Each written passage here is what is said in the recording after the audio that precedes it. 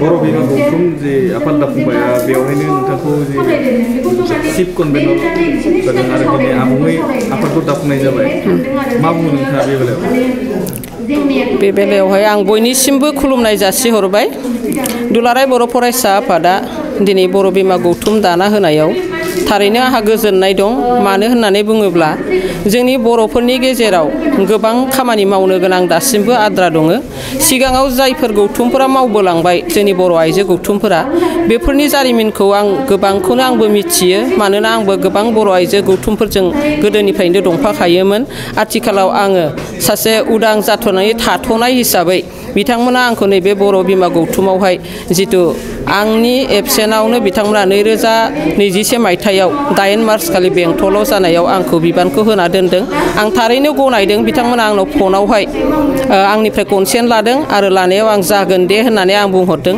मानो होननानै बुङोब्ला मावनो गोनाङा बेफोरनो जोंहा समाजखौ जोंनि बर' समाजखौ फोसाबनो गोबां दङ। जोंनि बर' आइजोफोरखौ फोसाबनो दं, जोंनि बर'नि उन जोलैफोरखौ फोसाबनो दं आरो जोंनि गामियारिफोरनि जिथु खोमसि फोथायनाय बे खोमसि फोथायनायफोरनि फारसे मावनो गोनां गोबां खामानि दं होननानै आं सानो। जे माने आबुंथासेयाव दुलाराय बर' फरायसा आफादा बे बर' बिमा गौथुमखौ दानाय जादों बे बेलायाव नोंथाङा? बे बेलायाव आं बेखौनो बुंगोन दि नंगौ जोंनि बर'फोरनि गेजेराव आबोबल' नङा, बिनि सिगांबो दंखायोमोन आबोआ होननाय गौथुम। बे आबोआ गौथुमखौ जोंनि बर' थुनलाइ आफादानो दानानै होजेनदोंमोन आरो बै आबोआ गौथुमनि आफादगिरिया जादोंमोन सम्पाबती केरकाटारि, लोगो आफादगिरिया जादोंमोन जोंनि बिष्णु राभा बिथांनि बिसि महिनी राभामोन आरो बिनि नेहाथारि गाहाय नेहाथारिया जादोंमोन रेणु बर' आरो बिनिनो लोगो नेहाथारिया जादोंमोन नारायणी बसुमतारी। बिथांमोन थासेयावबो नाथाय उनावहाय बर' फरायसा आफादा मा दाबाय? आथोब दाबाय आरो बे आथोबानो उनावहाय फैनानै आबोब जाफैबाय। बे आबोब थासेयावबो नाथाय बर' उइमेन जास्टिस फरामा मानोथो जोनोम जाखो? मोनफ्रोमबो आइजो गौथुम जोनोम जानायनि गुबै थांखियानो जाबाय जोंनि गेजेराव मावनो गोनां गोबां खामानि दं आरो माखासे इसुफोरखौ लानानैनो जिहेतु मावनो होननानै ओंखारनाय, बेखायनो बै जोंनि बे आइजो गौथुमफोरा बै इसुफोरा फुलफिल जानायनि उनाव लासै लासै सिरियै थानायनि उनाव दिनैनि नैबे बेलायावहाय बर' बिमा गौथुमखौ दानो गोनां जानायानो जाहैबाय जोंनि गेजेराव माखासे मावनो गोनां आइजोफोरनि बा समाजनि जोंनि बर' माहारिनि जि माखासे जेंगोना बेफोरखौ बोस्रांनायनि थांखि लानानैनो बे गौथुमखौ दानाय जादों आरो बेनि थाखायनो आंहा बेवहाय गोजोननाय दं। मानो होननानै बुङोब्ला जोंनि बर' बिमा गौथुमा थारैनो जों बेफोर खामानिफोरखौ मावलांनो हागोन होननानै आंहा मिजिंथिनाय दं। हारिनि जे आइजोफोरनि मा मा बिथिंनि बेलायाव नोंथाङा खामानि मावलांगोन? हारिनि आइजोफोरनि बेलायाव नैबेफोर बिथिंखौ जों नोजोर होनांगोन। जोंनि समाजाव माखासे लुज खान्थिफोर फैनो हमदों, जाय लुज खान्थिनि गेजेरजों जोंनि आइजोफ्रा गिनाय गैयै थासारि फैदों आरो बे गिनाय गैयै थासारिनि थाखायनो दिनै गावनि फिसायखौ गारनानै गथ' गथायखौ गारनानै गुबुनजों खारफालांनाय बेफोरो बांगासिनो दं। बिनि थाखायनो समाजनि गेजेराव बाद खान्थिफोरखौ जों गोख्रों खालामनांगौ होननानै आंहा साननाय दं आरो फारसेथिं जोंनि आइजोफोरा गथ' गथाय दोनहैनायनि सुलुयै हाथाय बाजार सक बाजाराव जमा जमा गिदिंथिंनाया बेफोरबो बारा जागासिनो दं। बेफोरनि थाखायनो जाहाथे बेफोरखौ गथ'खौ स्कुलाव दोनहै बिनि उनाव न'आव थां, फैनानै न'खराव माबा माबि खामानि मावनायनि उनाव गबाथाय लांफैफिन, बेफोर हुदाखौ खालामथों आं बेफोरखौ मिजिं थिदों। मानोना बेफोरबो जोंनि थाखाय सोदांनो गोनां खामानि होननानै आं सानो। समान मोनथायनि बेलायाव नोंथांमोना आइजोफोरखौ जे हौवासाफोरखौ समान समान मोनथाय मोनहोनो थाखाय नोंथांमोना मा खामानि मावो? बेफोर बाथ्राखौथ' जों गोदोनिफ्रायनो बुंबाय थादोंमोन समान मोनथायनि थाखाय।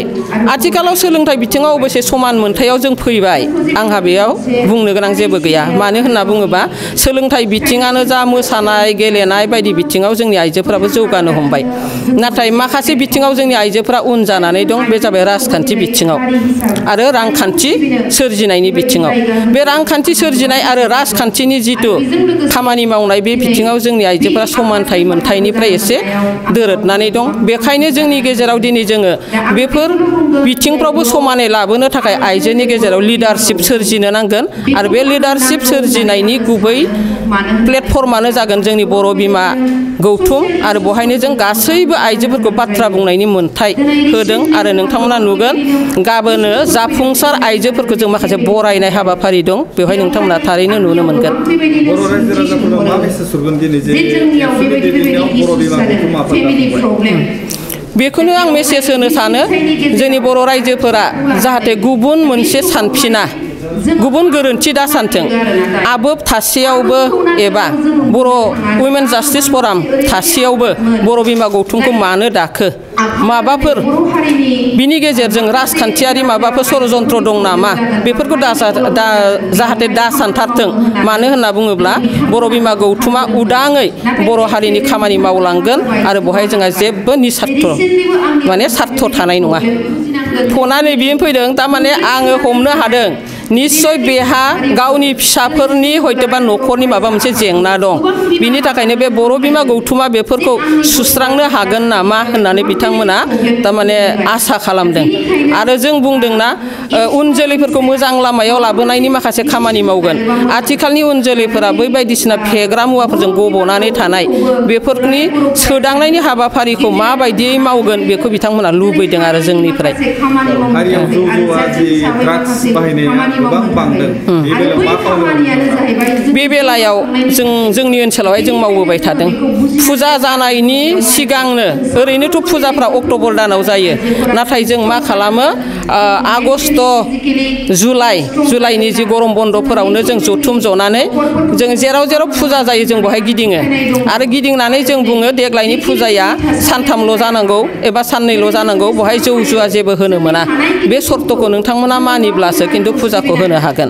जों बेफोरबायदि जानानै बुंनो थाङोब्ला आं बाक्सा जिल्लानि जोंनिहाय आंनि ओनसोलथिं सिमलाथिं दासिम फुजाफोराव जौ जुवा होनाया फ्राय खमायबाय फ्राय फुजायाव गैयानो खिन्थु मोनसे फुजाखौ जोङो दिनै फोजोबनो हायाखै जौ जुवायाव बेयो मोननैसो जायगा दं आरो जेनेबा बिथांमोना माब्लाबा गल्डेन जुबुलि माब्लाबा सिलभार जुबुलि बेफोरनि सुबिदा लानानै बेफोरखौ खाबु लायो आरो बहाय जोंनि होबथानायाव जों साक्सेस जायोब्लाबो नाथाय प्रहाखननि माखासे लोरबांथिनि थाखाय जोङो मालाबा दुरबल जानानै थानोबो गोनां जायो बेखिनियानो।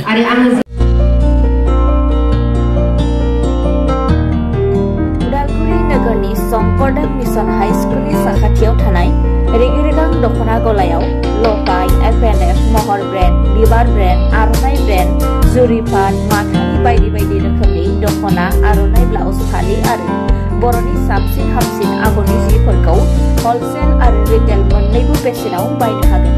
बेनि थाखाय नोंथाङा 7896313108 एबा 8471820909 जानबुं नाम्बाराव सुलाद लानो हागोन।